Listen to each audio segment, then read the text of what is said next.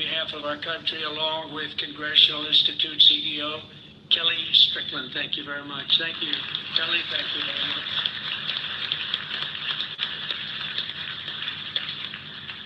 So we have Kellyanne Conway. Nobody knows Kellyanne. Does anybody know? Where's Kellyanne? See her around. She's so good. She's a good person, too. She's a good person, too. And the mayor of Hialeah, I love this guy because he said, "Sir, we want to name a major boulevard after you," and he did it. Anybody that names a boulevard after me, I like him a lot. Esteban Bovo and Hialeah, mayor of Hialeah, thank you, wherever you may be. Esteban, where are you? Thank you. Thank you very much. Thank you. Great honor, actually. A lot of people come back from Hialeah. They say, they just named a road after you. I say, that's okay. It's a beginning, right? It's a start. With the help of everyone in this room, we've just won the most epic, consequential political victory in American history, according to a lot. One of the major fake newspapers, so in this case it's not fake news, let's say, but they said it's the most consequential election victory in the last 129 years. I'm trying to figure out what that means, 120. Who was there 129 years ago? But it was a great one. At the presidential level, we won the popular vote for the first time of any Republican in decades. We swept all 7 swing states: Pennsylvania, Wisconsin, Michigan, Georgia, Arizona, and Nevada by very, very big margins, record-setting. And for the first time ever, all 50 states, did you know this? Shifted toward the Republican Party. We've never had that before. Nobody had that. Never happened before. That's pretty good. We must be doing a good job, fellas. We won the largest number of African American voters in Republican history, including 39% of black men, a record by a lot. So that's really nice. Thank you. And we won more Hispanic American votes than any Republican ever. It's never won any, not even close. Look at that, Hispanic American. We made historic strides with youth, men, women, urban, suburban, and rural voters. And in a political earthquake, yeah, sit down, just enjoy it. What the hell, we're going to be here for a little while. But in a political earthquake, we won a wave of support from labor unions, including massive numbers of workers, which gave us Michigan as an example. Think of that, we won Michigan easily, and we did tremendous with the auto workers, and an overwhelming majority of the rank and file membership of the Teamsters. The Teamsters were great. They showed up in droves, and we won them by a lot.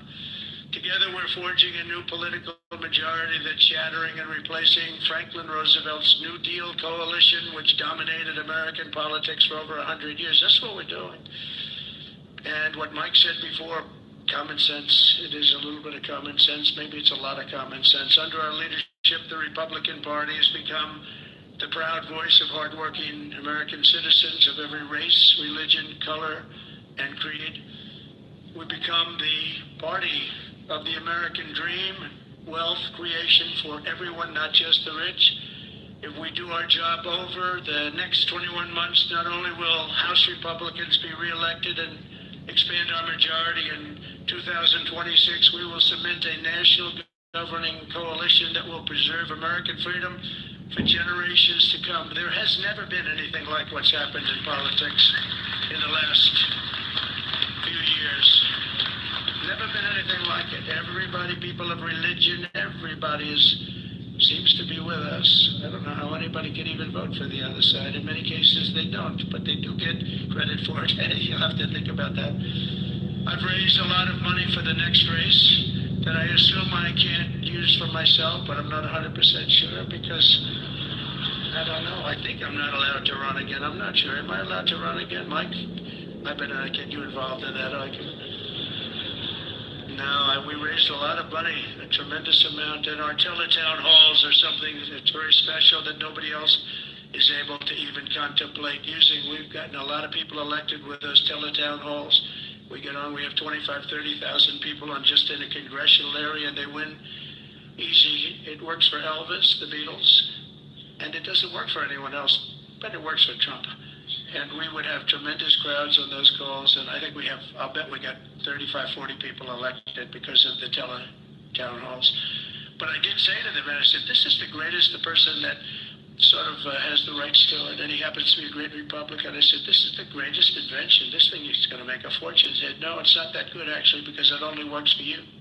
He said, actually, sir, it only works for you because somebody else they're not picking up, so I'm honored to have that privilege, and I use it carefully, but we've done a lot of the teletown halls for people, and I don't think we've ever lost one, right? It's hard to lose one, even if you only get 5,000 or 6,000 people on a congressional race, but we've done them for states, we've done them for governors, and we've done them for senators, and we did a couple countrywide. I did a couple for myself countrywide. They're absolutely amazing, and we got the message out through that and lots of other means.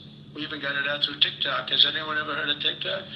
I have a little bias toward TikTok right now, I have to tell you. So we won youth by the largest margin. No Republican, we generally don't win youth. We won by 36 points. Can you imagine that? And I think TikTok had something to do so. Pardon me if I'm a little bit, I became a little bit jaded toward TikTok, but we'll see what happens. We're going to have a lot of people bidding on it, and if we can save all that voice and all the jobs, and China won't be involved. You don't want China involved, but we'll see what happens. But over the past 7 days, my administration has been moving with urgency and historic speed to reverse every single disaster of the Biden administration. By the way, the guy was a disaster, okay? We want to be nice, and he's probably not listening right now because it's a little late, but I don't want him to listen. I don't want to say it. I feel badly. I was, making the inauguration speech, and I'm saying all the bad things, and he's sitting like right here. I'm saying they were a horrible administration. They didn't know what they were doing. They were grossly incompetent. I got a guy sitting right next to him. It's not that easy to do, even though he didn't understand what I was saying. He really did. And deliver on the mandate that we've been given by the American people in a single week. I've taken over 350 executive actions. We've signed 300. Who ever heard of that one? And as I said in my inaugural address, the American decline is over. It's over. The golden age of America has officially begun, and I think that's a good thing for us to talk about, the golden age and the American dream. I think it's a good thing because people haven't been talking that way for a long period of time. On day one, I directed every member of my cabinet to marshal all powers at their disposal to defeat inflation and bring down the cost of daily life, and we're going to do that. You're going to see it starting to happen when we get going with the energy. The energy is going to, brought everything up. It's going to bring everything down. I imposed a federal hiring freeze, a federal regulation freeze, a foreign aid freeze. A foreign aid freeze, isn't that right? We get tired of giving massive amounts of money to countries that hate us, don't we? And I created a new Department of Government Efficiency, and I think it's going to be very meaningful. I terminated the ridiculous and incredibly wasteful Green New Scam, one of the great scams in history. Actually, isn't it 12 years up? They gave us 12 years to live, right? I think that we passed it, right? We're still around. Can you believe it? The person that really came up with it is a person that never even took a course on the environment.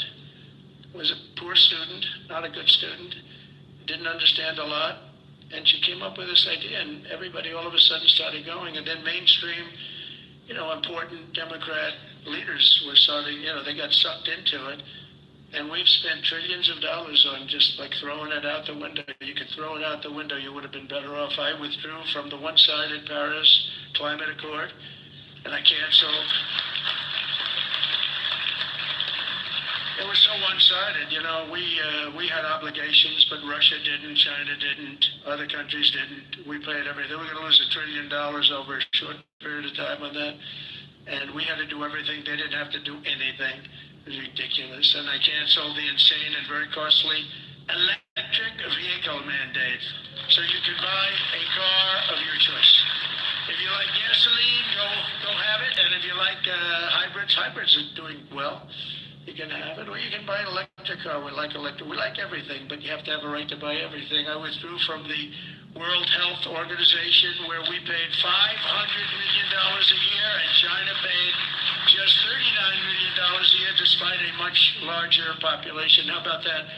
So we're paying $500 million a year. China's paying $39 million a year. They have 1.4 billion people. We have nobody knows what we have. So many people came across the border, and nobody has any idea. I used to say like 325, but we really don't know. But we're going to know soon. We're going to know. And I tell you, our people are doing Tom Holman and his staff are doing an incredible job getting the bad ones out. I declared a national energy emergency to unlock the liquid gold that's right under our feet, because we will drill, baby, drill. We're going to drill, baby, drill. Going to bring down prices, and your energy costs are going to go way down, and that'll happen, I think, relatively quickly. I'm going to give fast environmental approval for anybody building a plant for electric generation, and anybody that invests more than $1 billion will get super rapid approval. Not that they have to wait for 9 years, 14 years, like I approved LNG plants in Louisiana. They were waiting for so many years. It wasn't Louisiana's fault. It was some people, they just wouldn't get them done. You've got a snail here, a tiny tree here, and I got it done in a matter of a few days. I actually got it done. It took them 14 years. I got it done in about 3 days. The people, as we called them, I'll never forget, I called them and I said, congratulations, you got your permit. What? They were so shell-shocked. They didn't know what the hell was happening. They're going to spend, and they spent about $16 billion on each plant, and they've been roaring since then. But we got them done in a matter of a few days. Over the past week, we've begun the largest deregulation campaign in history, far exceeding even the record-setting efforts of my first term. That was record-setting deregulation, and that was just as big as tax cuts as far as business and jobs were concerned, I'll tell you. I actually asked, it's interesting because I actually asked some of the biggest businessmen in the country, I said, let me ask you, if you had the choice between the big tax cuts, we cut it from 40% to 21%, we're going to cut it further, but we cut it down to 20, everybody said that would be impossible. The people on the stage helped us with that one a lot, but I said, if you had your choice of that or the big deregulation cuts, what would you take? These are the guys that run the big companies, the big oil companies, the big companies of every kind. I said, would you take the big tax cut or the big cut in regulations? And then I've never had anybody said they'll take the tax cut. They took the regulation cut. I'll bet I asked that question 100 times to 100 of the biggest people. They always said, sir, we'll take the regulation cut. You opened us up. You let us create all these jobs that we've all seen happen. So it was even bigger than the big tax cut. I also signed an order to end the weaponization of our government against the American people and investigate all abuses of power. And I stopped government censorship once and for all, and we brought back free speech to America. That's what happened. We never brought it back. We didn't have free speech. I mean, I was investigated more than any human being in history. Alphonse Capone was a baby. Now, this was a serious killer, Scarface. You've all heard of Scarface. He had a scar for a reason. He didn't play games, but he was Scarface. Of course, nobody ever called him Scarface to his face. They said, Al, you look great today. Guy had a scar that was like 2 inches thick that ran from here to here. They said, Al, you look fantastic. But Scarface was not investigated as much as your president was investigated. And it turned out to be a positive thing for me. Can you believe it? It turned out to be, we got a lot of votes. I think we got a lot of votes because they saw it was weaponization. It was a fight against a political opponent. I ordered the end to all of the lawless diversity, equity, and inclusion nonsense policies across the government and all across the private sector and the military. We got it. We're getting it out, and we've gotten it out pretty much. We did that in 1 week. And it wasn't that easy, but everybody wanted it. The people that were strongly in favor of it, I thought, called me and said, thank God you got rid of that. That was so bad. It was so bad we hated it. We abolished 60 years of prejudice and hatred with the signing of one order, all approved by the Supreme Court of the United States. It was a big thing, and the United States has become a meritocracy again. We are a country that's based now on merit for success. Merit. If you're good at what you do, you're going to go places. I made it and who would have thought that was going to happen? We didn't even talk about that one because I figured that one was going to be toughest to get. And so we are now, if you do a meritorious job, if you do something where you're just outstanding, you advance. And that's what it's about. It's about competition, and it's about a lot of things. And the other becomes a very dangerous plateau. We were on that plateau too long, and it's one of the reasons that you saw very bad things happening with our country. I made it the official policy of the United States government that there are only two genders, male and female. Gee, that was a tough one. That was a tough one. Some of these people say like 7 genders. I'm trying to say, go and name them. They got some weird stuff going on. No, we have 2 genders.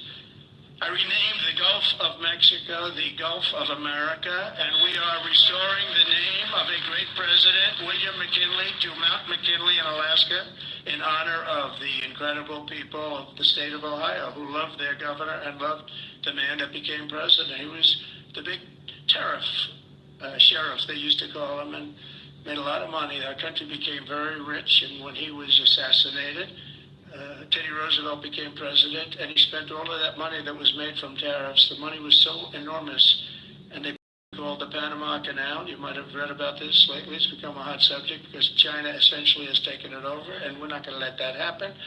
We're not going to let that happen.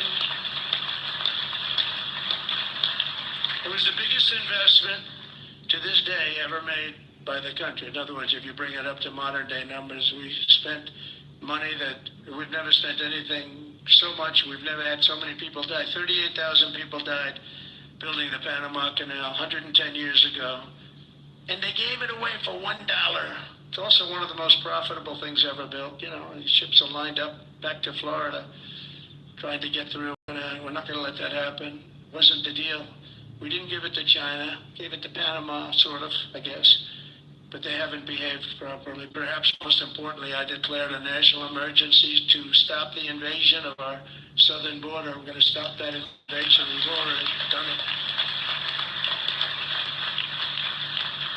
And today in Tijuana, you probably saw, I got a call from Tom Homan and some of the people. They said, sir, it's unbelievable. You have this huge area. It's a gathering area. It's always been packed with these people. What they did to our country is so unbelievable. That they could do this to our country is so horrible. But he said there's nobody there. And then they actually put it on television. I got to see it. And there was literally not one person, this vast area where people stay there all day long and they just walk right into our country. They just unchecked, no way, no check-in for IDs like voter ID. They don't want voter ID because they want to cheat. They wanted these people to come in because they want to cheat too. But who could allow this to happen? But there wasn't one person standing in this massive, an area that's like 5 football fields, that was packed for years under these horrible people that wanted to kill our country. We halted all illegal entry. We have successfully ended catch and release, and we're deporting 100% of all new trespassers apprehended at the border, and nobody's coming in, and nobody's coming now because they know they're not going to be able to come in. So we've really stopped something that was very, very serious. But we have to get the bad ones out. We have many murderers, many very bad people in our country that they've allowed because of a ridiculous, actually stupid, open border policy. I've also deployed troops to the border, and for the first time in history, we're locating and loading illegal aliens into military aircraft and flying them back to the places from which they came. And very importantly, America is respected again. We're respected again. Isn't that nice? After years of laughing at us like we're stupid people. And as you saw yesterday, we've made it clear to every country that they will be taking back our people that we're sending out, the criminals and the illegal aliens coming from their countries. We're taking them back, and they're going to take them back fast. And if they don't, they'll pay a very high economic price, and we're going to immediately install massive tariffs.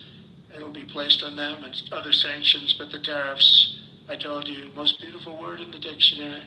I also told you that I said that the first time, and I got just absolutely decimated by the fake news, you know. I said it's the most beautiful word, and the fake news said, what about religion? What about God? What about love?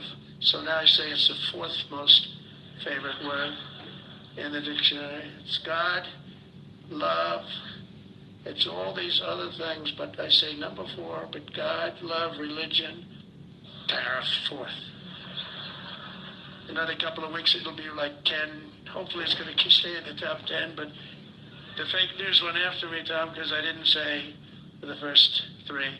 And now that I say it, immediately say it, I'm sure they're going to find some others. Throughout the week, the heroes of ICE have been hunting down and arresting hundreds of illegal alien criminals per day, including those with charges and convictions for rape, child sexual assault, terrorism, and even murder. Many murders in the crowd, and many of these murderers have committed far more than one murder. This is not going to work out, and we're going to get them the hell out of here. And members of the savage Venezuelan prison gang known as Tren de Agua and MS-13, including 50 violent individuals who were rounded up in Aurora, Colorado, which the Venezuelan gang took over. The governor, who's a radical left governor, was petrified. He didn't know what to do. He said, no, it's not that bad. They've only taken over a couple of apartment houses. See, they went into the real estate business. They did it unconventionally. They did it with guns. We have to go out and borrow or use cash to buy. They just did it with guns. They took over. He said, no, it's not that bad. They only took over a couple of buildings. We're tracking down the illegal alien criminals, and we're detaining them, and we're throwing them the hell out of our country. We have no apologies, and we're moving forward very fast. They're very dangerous people. They're very dangerous people. They're violent people. I used to say these are more violent than our criminals. In fact, the best part about them is they make our criminals look quite nice, actually, by comparison. They are very violent people. We also have many violent criminals in our country, however, that did not necessarily come here illegally, but have been arrested 30 times, 35 times, 41, 42 times in a couple of cases, 25 times, 18 times, many for murder and other heinous charges such as pushing people into subways. As the train's coming along at 45 miles an hour, boom, you get pushed into the subway. They had it last week. Hitting them in the head with baseball bats while they're not looking, punching old ladies in the face, knocking them unconscious and stealing their purse. They even break into apartments and rape elderly women and beat up elderly men, beat them to hell. And I don't want these violent repeat offenders in our country any more than I want illegal aliens from other countries who misbehave. And I say, and this is subject to getting it approved, but if they've been arrested many, many times, they're repeat offenders by many numbers, I want them out of our country. I also will be seeking permission to do so. We're going to get approval, hopefully, to get them the hell out of our country along with others. Let them be brought to a foreign land and maintained by others for a very small fee as opposed to be maintained in our jails for massive amounts of money, including the private prison companies that charge us a fortune. Now, let them be brought out of our country and let them live there for a while. Let's see how they like it. You'll see crime all over the country dry up. Essentially, that's what Venezuela and other countries are doing. They're getting rid of their criminals and putting them into the United States of America. And their crime is down by almost 80%. We're going to restore law and order in America, and we want to bring back the death penalty for these horrible people that kill people. They kill people. It's always a tough thing to say because I don't like it. Nobody likes it. But if you don't do it, we're just looking for trouble. I spent a lot of time with President Xi, and I'll never forget in my first meeting, I said, you have a drug problem. No, we have no drug problem. Why is that? Quick trial. What is quick trial? Quick trial is we try the piece that sells the drugs immediately. And at the end of the day, we execute that person if that person is guilty. We have no drug problem whatsoever, and that's the most severe case. But wherever you have no drug problem, you have the death penalty. So, and drugs causes a lot of the crime. A lot of the crime in our country is caused by drugs. It's a terrible situation. Comes through the southern border. Most of it is fentanyl coming in from China, and it's very interesting. China, when I was with President Xi, I had a deal worked out with him that they were going to give their maximum punishment, which is the death penalty to anybody making fentanyl and sending it into the United States. Then we had a very unusual result in an election. We had a rigged election. We had a very unusual result. and that went nowhere. It was all set to be, he would have absolutely done it. He was ready. We shook hands on it, and then Biden, of course, didn't follow it up. He didn't follow anything up. But if that would have happened, you would have had a lot less fentanyl deaths, I can tell you. You would have had very little fentanyl coming into the southern border. Last week, I also signed an order that will designate the cartels as foreign terrorist organizations. That's a very big designation. And as we are fighting hard to get birthright citizenship or automatic citizenship for the children of illegal aliens, that's another way. It's automatic citizenship for children of illegal aliens. That's the other term that they use, which is actually more accurate, more understandable. And it's ridiculous. We're the only country that has it, and certainly the only country that has it to that extent. And it wasn't meant, if you look, it was really meant for children of slaves. This is when it happened. The children of slaves, it was not meant for everyone to come into our country by airplane or charging across the borders from all over the world and think they're going to become citizens. It's not meant for that. It wasn't meant for that. And hopefully at some point the courts will understand that without having to go through a whole big deal. This was meant for the children of slaves. And look at the timing of it, and you'll see, and I hope judges will understand that. And it has to stop, because it's really hurting our country very badly. In the coming weeks, I'm looking forward to working with Congress on a reconciliation bill that financially takes care of our plans to totally and permanently restore the sovereign borders of the United States once and for all. This should include full funding for a record increase in border security personnel and retention bonuses for ICE and Border Patrol. These people are incredible people. I got to know them so well. I was on the phone with them all the time when I was president. When she was the border czar, she never called them.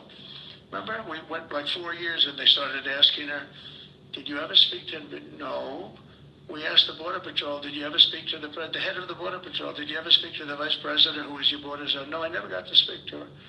This was a terrible thing that was going on. This was a con job. We also need a massive increase in the number of detention beds and funding for all border security infrastructure and barriers, including the completion of the border wall. We did 500 miles of wall, and that's one of the reasons we had the lowest number. You remember the famous chart that I looked to my right, bring down the chart, and I looked to my right, something went right by he.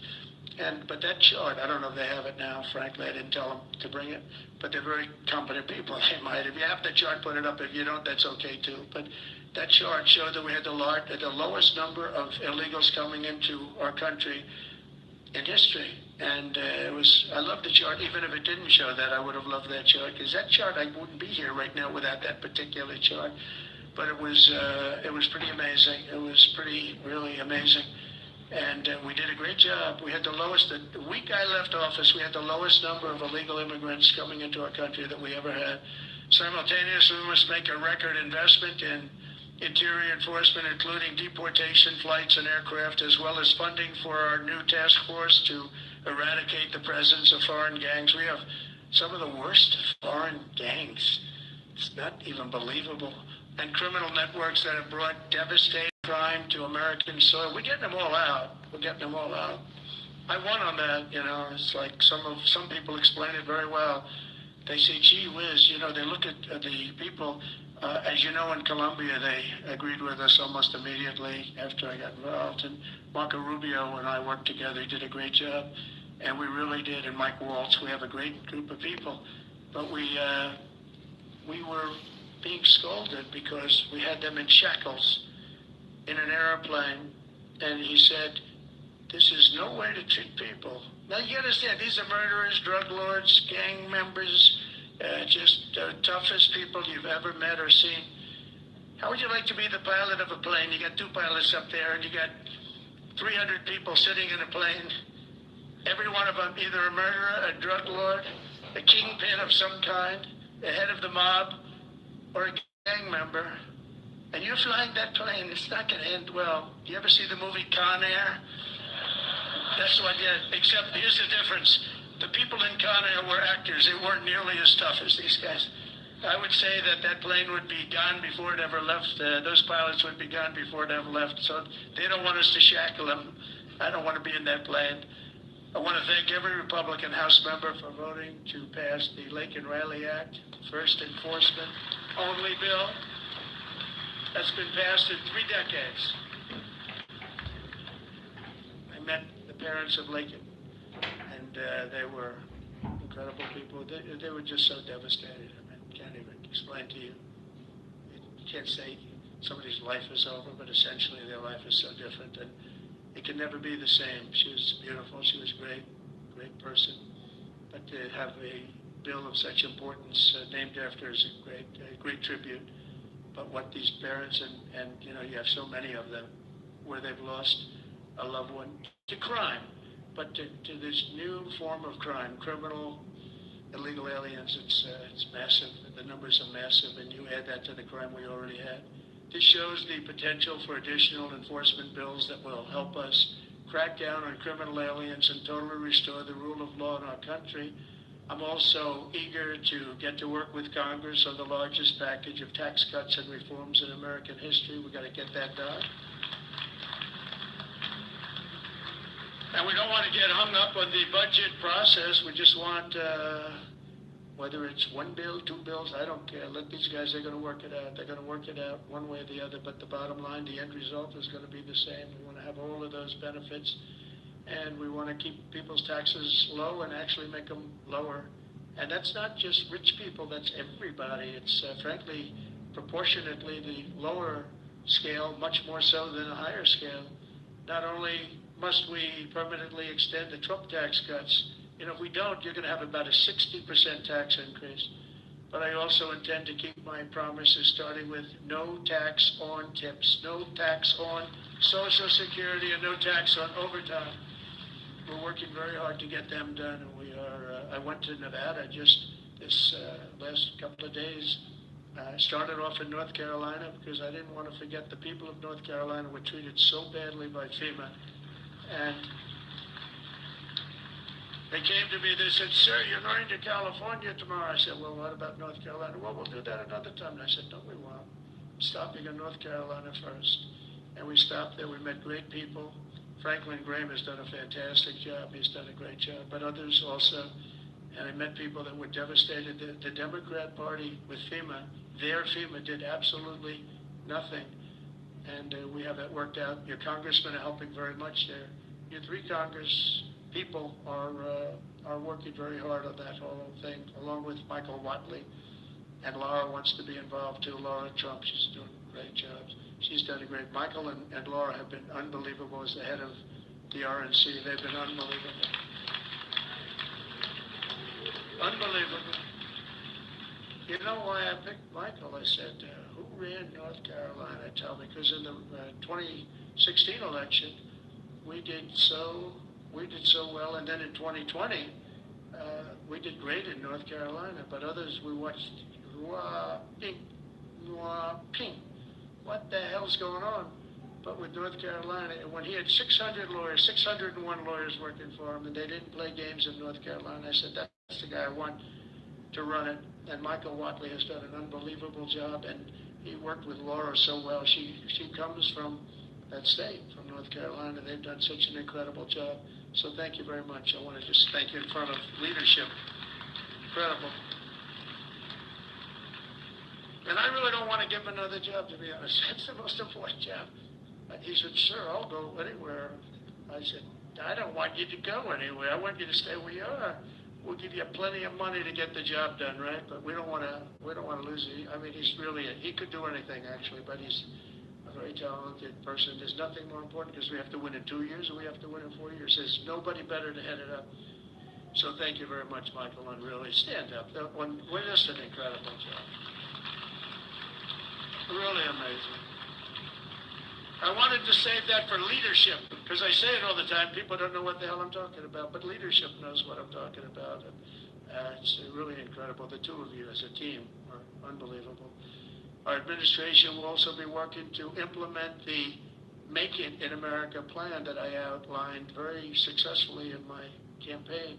You know, I think my campaign, I really focused on the border more than anything else. A lot of people said the biggest thing was inflation and the economy, and then maybe the border was third. I always felt the border was first.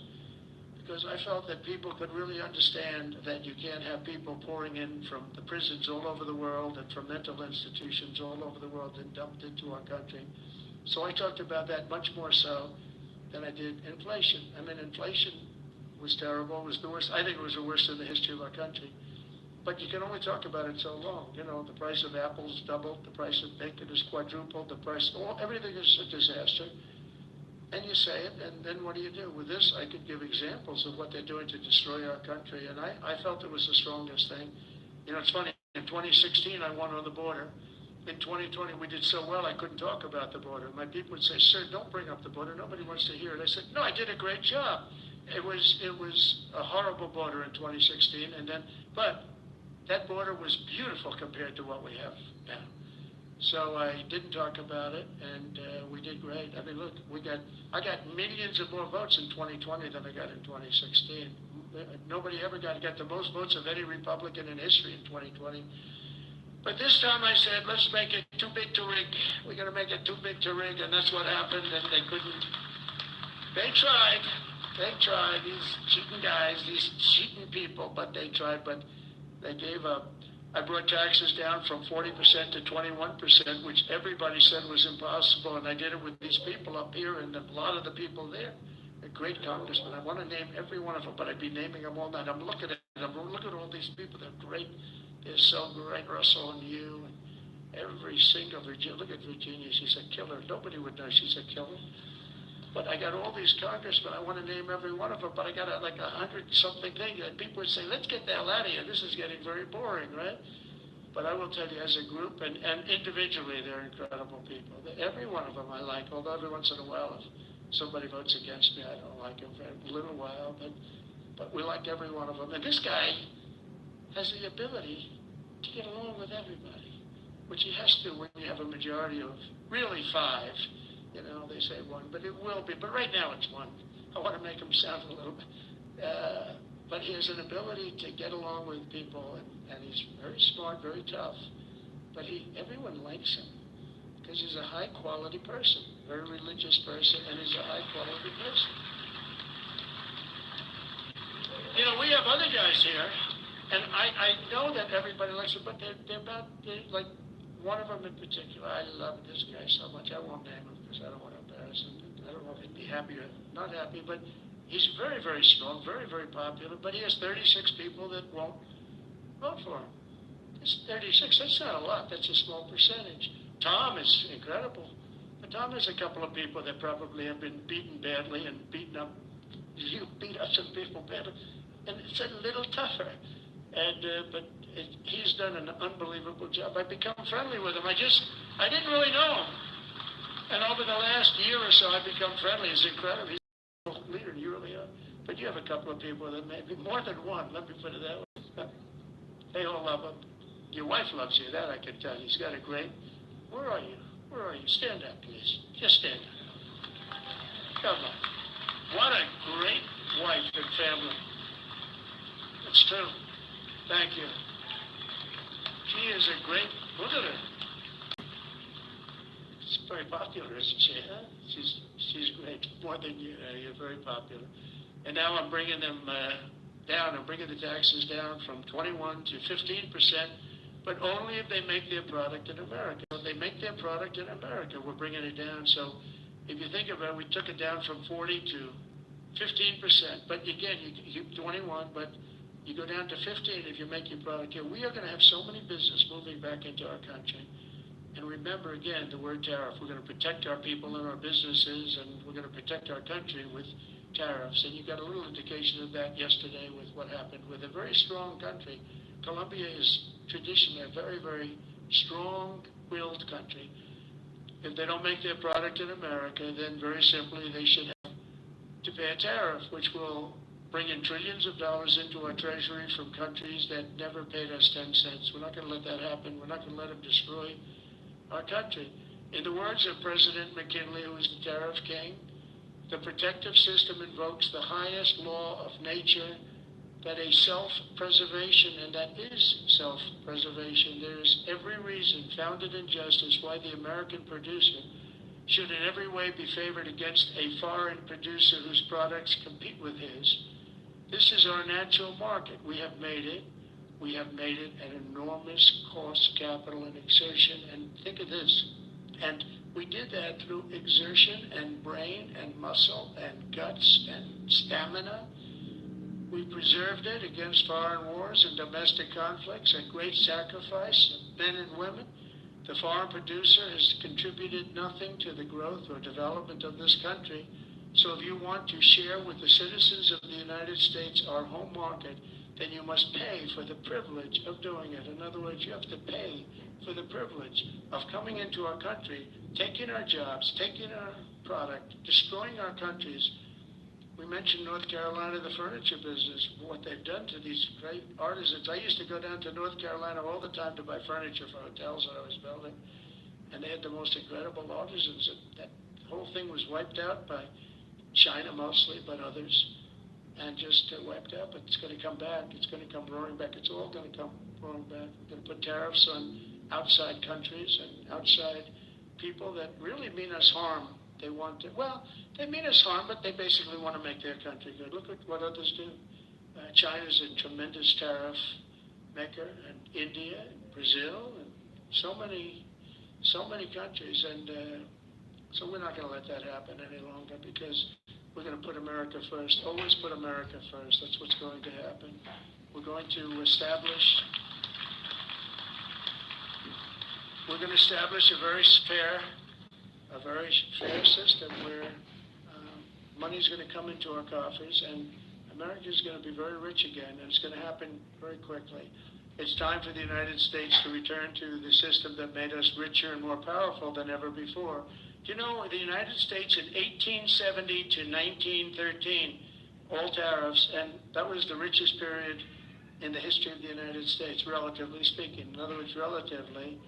And they set up the Great Tariff Commission of 1887, and this commission had one function: what to do with all the money that we took in. It was so enormous that they had no idea. It was a blue ribbon committee. Was set up 1887, and what to do with all of the money that we had. And again, Teddy Roosevelt was a beneficiary, because when McKinley was killed, he took over this vast sum of money, and he did all of those national parks and all of the other things. And I'm not knocking him, but he was given a vast amount of money, and that was all made through tariffs.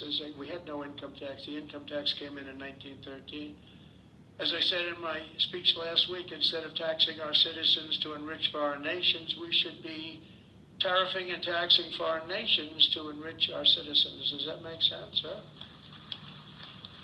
Under the American First economic model, as tariffs on other countries go up, taxes on American workers and businesses will come down, and massive numbers of jobs and factories will come home. The job creation will be enormous. In particular, if you look at the automobile sector, I mean, we're just being wiped out. You just take a look at what's happened to that over the years. And the auto workers voted for me. I have an obligation to do what's right, and I'm going to do that. You know, in Mexico, they were going to build the largest auto plant anywhere in the world, and it was during the campaign, my most recent campaign. And a very great gentleman, all he does is he builds auto plants. He was building this factory. And I said, how's it going? I said, I want to go around and take a look at one of your factories that you're building, one of the big ones, one of the good ones. I said, okay, are you ready? When are you going to do it? This is 9 months ago. He said, you'll have to go to Mexico. I said, what about the United States? He said, we're putting up a couple, but they're small. He's the biggest guy at doing it. He said, in Mexico, they're building massive automobile factories. I said, you mean they're doing it? And who's the owner of the factories? He said, mostly China. One in particular is massive, and it's built fairly close to the border. So they were going to build cars and send them into the United States for no tax or very little tax, and destroy Detroit, just destroy the rest of it, what's left of it. Because they've already Mexico's taken 32% of our business over 30 years. And the other one is Canada. Canada's taken massive amounts of, they send us millions of cars. We don't need them for that. We want to have the cars made in Detroit or South Carolina or many other locations, whether it's union or not union. But I said to him, so when is this plant going to open? He said, well, we're going to start it in a couple of months, and it'll be open in about a year and a half. It's the largest plant in the world. I said, I'm not happy with that. And I said in my next speech that I am going to charge them if it takes 100% or 200%. No car is coming in from Mexico into the United States without a massive tariff. And I said it 3 or 4 times. And what happened is about 2 months later, I see that same gentleman who was in the audience, and I said, I want to see him backstage after I'm finished with the speech. And I met him backstage. I said, John, let me ask you, what happened with that plant? Where is it now? He said, sir, China's canceled it. Why? Because they think you're going to be elected, and they thought you were going to charge big tariffs on the cars coming in, and it doesn't work if you're going to charge. So they canceled the plant, and Detroit now will breathe, and we're going to do just the opposite. We're going to have these companies come in, and they can build that plant if they want, but they have to build it across the line. They have to build it in the United States. Amazing. Amazing. We did so many things, and we weren't even elected yet. That would have been a disaster. If that plant were built, it would have been a disaster. That would have wiped out. That was bigger than most of the factories put together, the auto plants put together. In particular, in the very near future, we're going to be placing tariffs on foreign production of computer chips, semiconductors, and pharmaceuticals to return production of these essential goods to the United States of America. They left us and they went to Taiwan, which is about 98% of the chip business, by the way. And we want them to come back, and we don't want to give them billions of dollars like this ridiculous program that Biden has. Give everybody billions of dollars. They already have billions of dollars. They've got nothing but money, Joe. They didn't need money. They needed an incentive, and the incentive is going to be they're not going to want to pay a 25, 50, or even 100% tax. They're going to build their factory with their own money. We don't have to give them money. They're going to come in because it's good for them to come in. They're giving them money. They don't even know what they're going to do with it. I had people tell me, we have no idea. We didn't need money. They don't know if they're probably going to use the money to build in other places, other countries. It's a ridiculous plan, very expensive and ridiculous. The only way you'll get out of this is to build your plant. If you want to stop paying the taxes or the tariffs, you have to build your plant right here in America. That's what's going to happen at record levels. We're going to have more plants built in the next short period of time than anybody ever envisioned before, because the incentive is going to be there, because they have no tariff whatsoever. In fact, they have help from us if they build their plant in America. And we're going to look at pharmaceuticals, drugs. We're going to look at chips, semiconductors, and we're going to look at steel and some other industries. And you're going to see things happening. If I didn't put on the massive steel tariffs, you wouldn't have one steel plant right now in the United States. If I didn't put on the tariffs on washing machines, dryers, and the like, you wouldn't, in Ohio, you would have lost all of those companies that made washing machines and dryers. Jim Jordan is the one that got me started. Was Jim here by any chance? Is Jim here? Where is Jim? Where's Jim? Oh, look at him. Wow. That's not a great seat for a man of such power. Do you know that Jim has he's a great wrestler. He was All-American wrestler 3 times, 128-1. That's not a bad record, and that's the way he fights, too. But he has a better record. Undefeated as a wrestler in high school. And I say, how can you do that? Because a freshman can't beat a senior. But he figured out how to beat seniors. So stand up again, Jim. Let's give you a hand as a wrestler. As a wrestler, big hand. As a politician, very good. But Jim, is it true that we went up there, remember we had 25,000 people standing on the streets in this little beautiful town with Whirlpool, right? And they were going to close up their factories because South Korea was dumping washing machines and other things like that, and they were dumping. And we put a 50% tariff, and then 75, even 100%, and now they're thriving, right? Without Trump, they would have been closed up. But Jim was the one that got me involved. Are you guys all happy with Jim? Do you like him? Because I like him. I like him, right? You like Jim. What's not to like? He gets on television, he's like a wrestler. He's got this boom, boom, boom, boom. It's very impressive, Jim. Anyway, it's good to see you. I like that guy a lot. I like a lot of the people in the audience a lot. I like the people in this room. We have the same basic philosophy. We have the same thoughts. What's not to like? But I'll also be placing tariffs on steel, aluminum, and copper, and things that we need for our military. We have to bring production back to our country. You know, there was a time when we made 1 ship a day, and now we can't build a ship. We don't know what the hell we're doing. It's all down to other locations and other lands. And to further return production to the United States, we're going to environmentally free up our rare earth minerals. We have some unbelievable sites. We have some of the best rare earth anywhere in the world, but we're not allowed to use it because the environmentalists got there first. They said, you cannot touch that land. I look at the land, looks like every other piece of land. What is it? Well, this is very protected. They have no idea what they're doing to our country. They use the environment to stop progress, and we're not going to let that happen. We have Lee Zeldin. I don't know if Lee's here today, but Lee Zeldin is going to be fantastic. He's going to head up the whole environmental. And I said, Lee, if we have we put in for a power plant, and if we don't get the approval, then you can start within 12 days.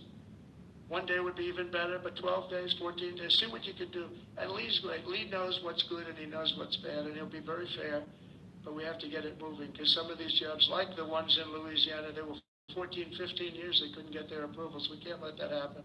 When people come here with massive amounts of money, they want to start, they want to go, and we know what's good and we know what's bad too. And Lee Zeldin's going to do a great job environmentally. As we fix our tax system, we can also cut colossal amounts of government waste, fraud, and abuse, of which there's a lot. But tonight, I restate my pledge from the campaign. I will not sign any bill that cuts even a single penny from Medicare or Social Security for our great seniors. We don't have to do that.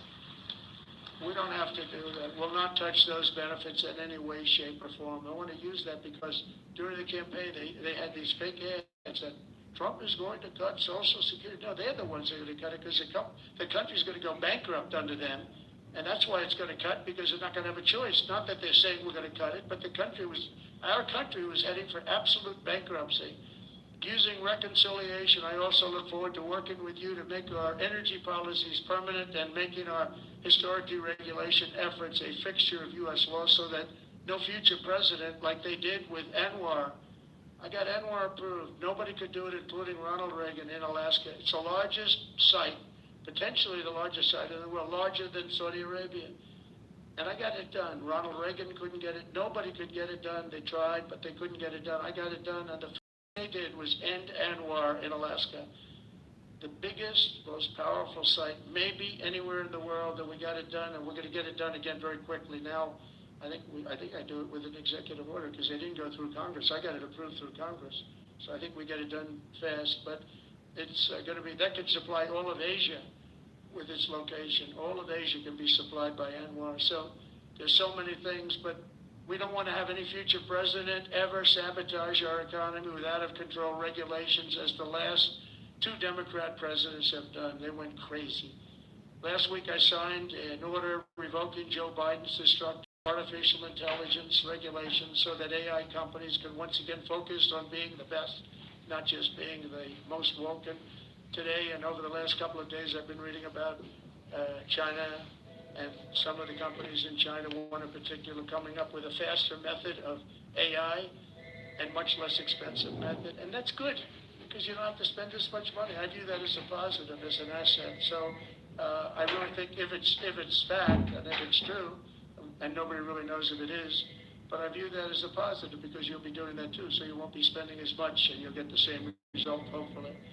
The release of deep-sea AI from a Chinese company should be a wake-up call for our industries, that we need to be laser-focused on competing to win, because we have the greatest scientists in the world. Even Chinese leadership told me that. They said, you have the most brilliant scientists in the world in Seattle and various places, but Silicon Valley, they said, there's nobody like those people. This is very unusual when you hear a deep seek, when you hear somebody come up with something. We always have the ideas, we're always first. So I would say that's a positive. That could be very much a positive development. So instead of spending billions and billions, you'll spend less, and you'll come up with hopefully the same solution. Under the Trump administration, we're going to unleash our tech companies, and we're going to dominate the future like never before. And finally, we need to work together on a defense bill that once again fully rebuilds our military for our great warriors. We have to have a strong,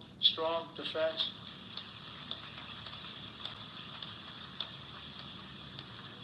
And in a little while, I'll be signing 4 new executive orders. First is that I'm directing our new Secretary of Defense, Pete Hegseth, who's going to be great, by the way. Thank you for the support.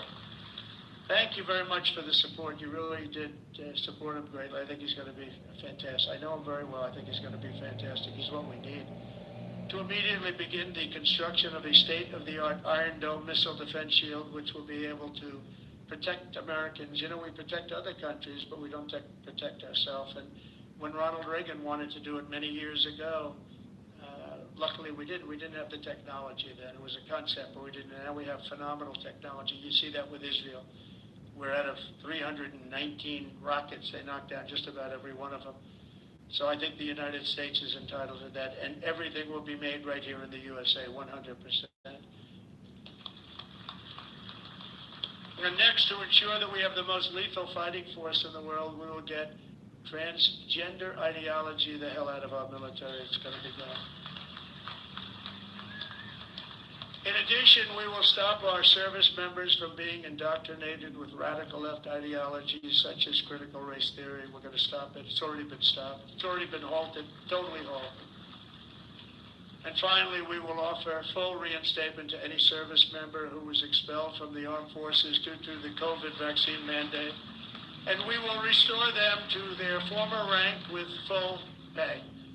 And I think we're going to have a lot of people that join. And one thing I'll say, if you looked at our recruitment over the last week or so, 2 weeks, it's through the roof. You know, we were having a lot of people weren't signing. We were having a hard time recruiting people because they were looking at these people that they were supposed to be their leaders.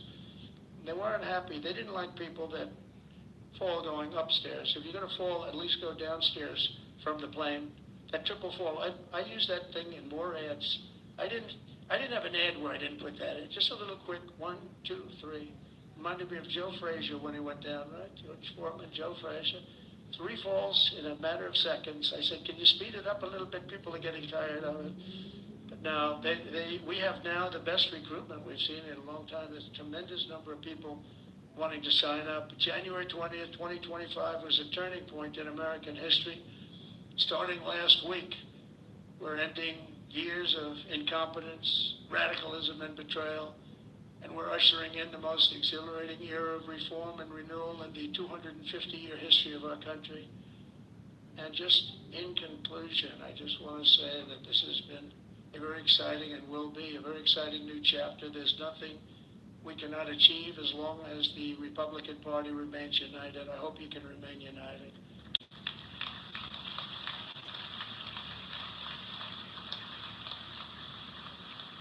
And it's one thing I give the Democrats a lot of credit for because, you know, they have lousy policy. I think, frankly, half of them are totally crazy. But they do stick together. They stick together on stuff that nobody can. I mean, how can you want prisons emptied out into our country? They stick together. They stick together on everything. Impeachment hoax number 1, impeachment hoax number 2. They stick together. Although I must tell you, you gave me great support during those 2 problems. Those 2 fake witch hunts, which have now turned out to be totally fake and disgusting. But you gave me tremendous support. But the Republican Party has to stick together. We just can't have people going, 1, 2, 3 votes. And we don't have that luxury. It would be different if we had a 20-point, 30-point, 30-person majority, but we don't. We have to help leadership. And, you can be assured that you have certain philosophies, that if you're going to have most of the people, almost all of them, voting for something, you're going to be okay. It's not going to be bad. You have to stick together. It's the one thing that I would say we don't get very high marks. Everything is so hard. We always have 2 or 3 or 5 or something, people that just don't want to do it. And you just got to do it. You just got to do it. Make life easy. You just got to do it.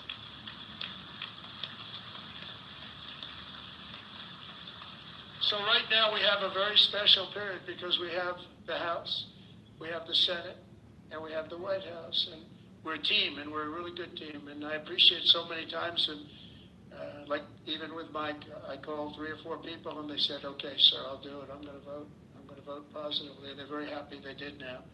But when I called, we've gotten such a great response. We just had that happen with Pete Hegseth, and we have it happening with others. But we really appreciate it with the House. The House has been, it's a very difficult situation when you have that small a majority. but in a certain way it brings you together. It actually can unify more than anybody would ever know. And a victory is sweeter, as they say, because of it. And I think we're going to have a lot of victories, but we have to stick together, we have to work together, we have to fight together, we're going to win together, we're going to win like never before. We have a chance to win never before. As long as we stay united, the 119th Congress will be remembered as the most successful and accomplished Republican majority in American history. I believe that. I think we have a chance of doing it. Right? And in January 2027, we will have a larger Republican House, a larger Republican Senate, and our country will be richer, safer, stronger, prouder, greater, freer, and ever before. I really think that we're going to have some big victories coming up, and I'm going to be helping every single one of you. I'm raising a lot of money, and I want to use it for the House, and I want to use it for the Senate. I raised a lot of money, and I told my people, we raised 1.7 billion. They raised 2.6 billion to have the unions with, checkoffs, which is always tough. $10 a month times millions and millions of people, and then we won, and we won by a lot, and they wanted to go out, and they still haven't raised it. They're trying to raise $28 million. They cannot raise 10 cents. It's good to win, I will tell you. It's really good to win, but they can't raise money. But I told my people the morning after. Now, normally, because we have so many donors here and so many people that I love and respect, a lot of great friends of mine, but I told my people, Meredith, Susie, by the way, how good is Susie? The Ice Maiden. Where is the Ice Maiden? She is so great. She is so good. Stand up, Susie. The Ice Maiden, ladies and gentlemen.